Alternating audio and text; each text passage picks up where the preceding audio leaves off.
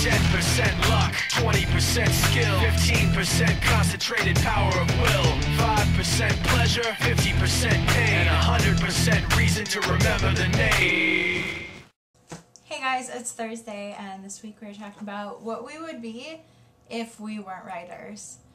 I fell into that camp, which was pretty much one of the reasons that we had to kind of do the whole what we would be if we weren't writers instead of what we wanted to be when we were little. I've always wanted to be a writer. I think it kind of...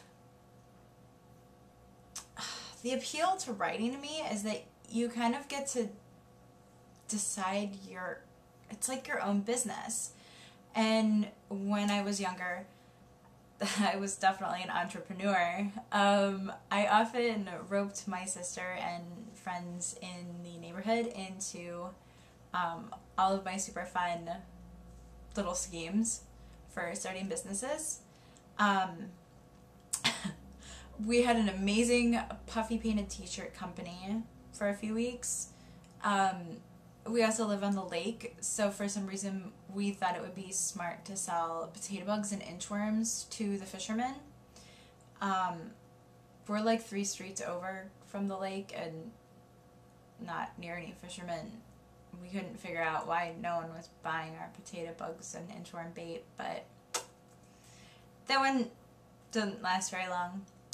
We were the queens of Kool-Aid stands, and one of my favorite things we ever did was put on plays, and we would practice and practice and practice, and then we would go through the neighborhood and sell everyone on our street little tickets that we had made to our play, and then we would put it on in my friend's backyard, and people actually came. Like, there are legitimate videos out there of me at like 6 doing like plays and reciting poems and nursery rhymes and stuff. Weird. Hopefully those won't surface anytime soon. But I made my mom dig out pictures, so you guys can see that. This is me and my sister. We have adorable haircuts. I'm reading her Snow White and the Seven Dwarfs. It's very cute. This was in '86, it says on the back, so I was like 5 and Marley was like 3, I think, roundabouts. Awesome. And this was one of my favorite of our amazing business ventures. This is me and my sister, and then the little girl lived down the street from us. And we were selling rocks.